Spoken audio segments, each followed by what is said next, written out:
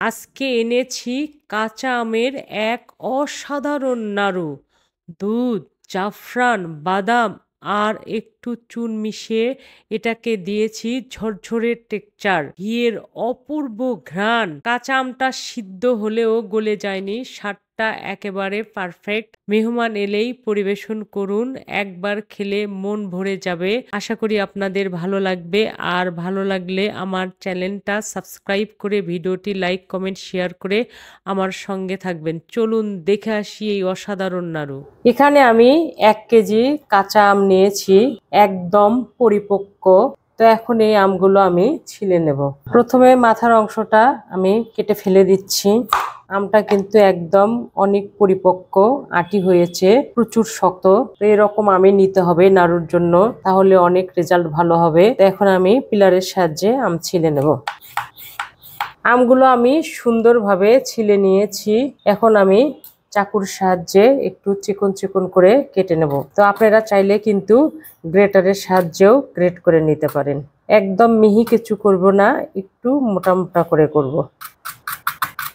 আমের নাড়ু খেতে কিন্তু অনেক মজা। আমার ফ্যামিলি কিন্তু এই নাড়ু অনেক পছন্দ করে। আমি কিন্তু আমের সিজন আসলেই অনেক কয়েকবার তৈরি করি। চাইলে কিন্তু এটা বটি দিয়েও কুচি কুচি করে কাটা যাবে। এখন আমি চিকন চিকন করে কেটে নিচ্ছি।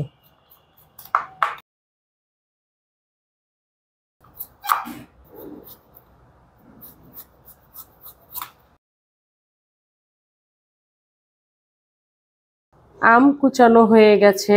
আমি এরকম করে কুচে নিয়েছি, একটু মোটা মোটা করে কুচি করেছি, একদম কিন্তু চিকন চিকন করে কুচি করিনি। আমি এখানে 3টা আম নিয়েছি। 2টো আম এখানে একটু পাকার মতো হয়েছে, ওই জন্য আমি রেখে দিয়েছি। রান্নার সময় বেশি গলে যেতে পারে, ওই জন্য আমি রেখে দিয়েছি। তো এই আমগুলো এখন আমি চুন পানিতে ভিজিয়ে রাখবো। আমি একটা এরকম বোল নিয়েছি ভিজিয়ে রাখার জন্য। তো কেটে রাখা আমগুলো দিয়ে দিচ্ছি। এখন আমি পানি দিয়ে দিচ্ছি আমগুলো ডুবিয়ে থাকার জন্য। আর অল্প একটু চুন নিয়েছি, চুনটা আমি হাতের সাহায্যে আমের ভেতরে গলিয়ে নেব। এতে করে আমের যে টক ভাবটা সেটা কমে যাবে, নাড়ুটা খেতে সুস্বাদু হবে এবং মজবুত হবে। তো আমি 20 মিনিটের মতো চুন পানিতে আম ভিজিয়ে রাখবো, বেশি ভিজিয়ে রাখা যাবে না। ফিরে এলাম 20 মিনিট পর। দেখুন কতটা কষ বের হয়ে গেছে আম থেকে। এখন আমি আমগুলো সুন্দরভাবে 5-6 বার ধুয়ে নেব চেপে চেপে। কারণ অতিরিক্ত চুন যদি আমের ভেতরে থাকে তাহলে সেটা শরীরের জন্য ক্ষতিকর।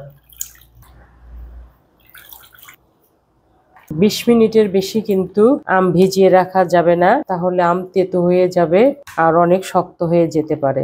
আমগুলো আমি নাড়াচাড়া করে 6-7 বার পানি দিয়ে ধুয়ে নেব, তাহলে এক্সট্রা যে চুন আছে সেই চুনগুলো পানির সঙ্গে ঝরে যাবে। আমগুলো আমি বেশ কয়েকবার কচলিয়ে কচলিয়ে ধুয়ে নিয়েছি, যেন চুন একটুও না থাকে। একদম স্বচ্ছ পানি বের হয়েছে। এখন আমি আমগুলো চেপে চেপে তুলে নেব। আমে কিন্তু পানি থাকা যাবে না।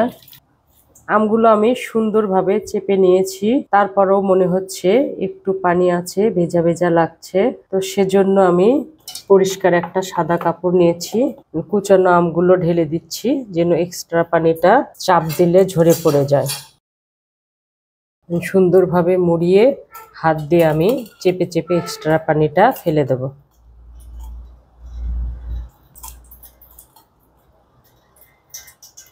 আমি সুন্দরভাবে চেপে নিয়েছি। তো একটু যদি পানি থেকে থাকে, যখন আমি আমটা রান্না করব বা নাড়ু তৈরি করব, তখন চাল দিতে দিতে পানিটা শুকিয়ে যাবে চিনির সঙ্গে। তো এখন আমি মূল উপকরণে চলে যাব। নাড়ু তৈরি করার জন্য আগে থেকে আমি একটা কড়াই বসিয়ে দিয়েছি, 1 চামচ ঘি দিচ্ছি। নাড়ুটা যেমন ফ্লেভারফুল হবে, খেতেও টেস্ট হবে। 2 টুকরা দারচিনি দিয়ে দিচ্ছি, আমি এলাচের গুঁড়া পরে দেব। তো এখন আমগুলো আমি ঢেলে দিচ্ছি, একটু মিক্স করে নিচ্ছি ঘিয়ের সঙ্গে। জাল কিন্তু মিডিয়াম আঁচে আছে। স্বাদ অনুযায়ী আমি চিনি দিচ্ছি, আমি 1 কাপ দিলাম। চিনি গলিয়ে যাওয়া পর্যন্ত অপেক্ষা করব, আর আমি মাঝে মাঝে নাড়াচাড়া করতে থাকবো। চিনি সুন্দরভাবে গলে গেছে, অনেকটা পানি উঠে গেছে। আমি একটু জাফরান দিচ্ছি কালারটা সুন্দর হওয়ার জন্য, আর জাফরান কিন্তু শরীরের জন্য খাওয়া অনেক উপকারী। চিনি এবং আমের পানি শুকাতে শুকাতে কালারটাও চেঞ্জ হয়ে যাবে, আমটাও সেদ্ধ হয়ে যাবে, তো কিছুটা সময় লাগবে। এই ফাঁকে আমি এর ভেতরে কিছু বাদাম দেব, সেই বাদামগুলো আমি ভেজে নেব। একটু ঘি দিচ্ছি, স্বাদটা যেন দ্বিগুণ হয়, অনেক সুন্দর হবে। আমি এখানে কাজু বাদাম দিচ্ছি, এখানে 15-16টা কাজু বাদাম আছে, চাইলে কিন্তু অন্য বাদামও দেওয়া যাবে।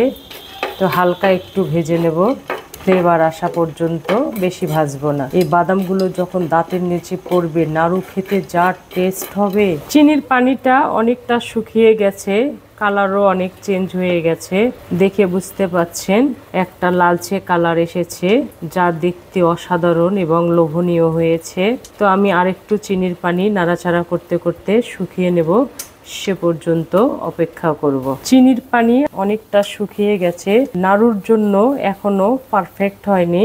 এ পর্যায়ে আমি দারচিনিগুলো উঠিয়ে ফেলছি, বেশি সময় ধরে থাকলে ফ্লেভারটা স্ট্রং হবে। ভেজে রাখা কাজু বাদামগুলো দিয়ে দিচ্ছি, মিক্স করে নেব। দেখতে কতটা ইউনিক লাগছে কাজু বাদাম দেওয়ার জন্য। এ পর্যায়ে আমি একটু গুঁড়া দুধ দেব, স্বাদটাকে আরো বাড়িয়ে দেওয়ার জন্য। পরিমাণ মতো দিচ্ছি, 3 চামচ দিলাম। গুঁড়া দুধটা যেমন স্বাদটাকে বাড়িয়ে দেবে, এক্সট্রা যদি পানি থাকে সেটা সোক করে নেবে।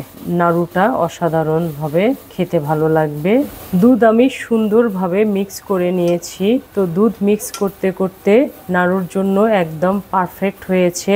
প্যান থেকে আমগুলো ছেড়ে আসছে, দলা পেকে পেকে আসছে, সব এক জায়গায় জড়ো হয়ে যাচ্ছে, তার মানে আমাদের নাড়ুর জন্য পারফেক্ট হয়েছে। তো এখন আমি চুলোটা বন্ধ করে দিলাম, একটু ঠান্ডা হওয়া পর্যন্ত অপেক্ষা করব। ঠান্ডা হয়ে গেছে, উষ্ণ উষ্ণ গরম আছে, এই অবস্থায় নাড়ুর শেপ দিতে হবে, না হলে পরে নাড়ুর শেপ দেওয়া যাবে না, শক্ত হয়ে যাবে। আমি হাতে একটু ঘি নিলাম, মেখে নিচ্ছি। আমার হাত সুন্দরভাবে আমি পরিষ্কার করে নিয়েছি। ঘিটা দিলে খেতে তো অনেক সুস্বাদু হবে। ছোট বড় যে কোনো শেপ দেওয়া যাবে।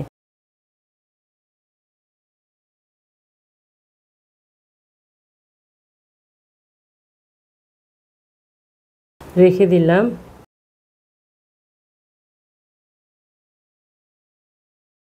এভাবে আমি সব নাড়ুর শেপ দিয়ে নেব। আমি সব নাড়ু সুন্দরভাবে তৈরি করে নিয়েছি, তো একটু ঠান্ডা হওয়ার পরে আমি ফিরে আসছি, নাড়ুটা যেন সুন্দরভাবে সেট হয়।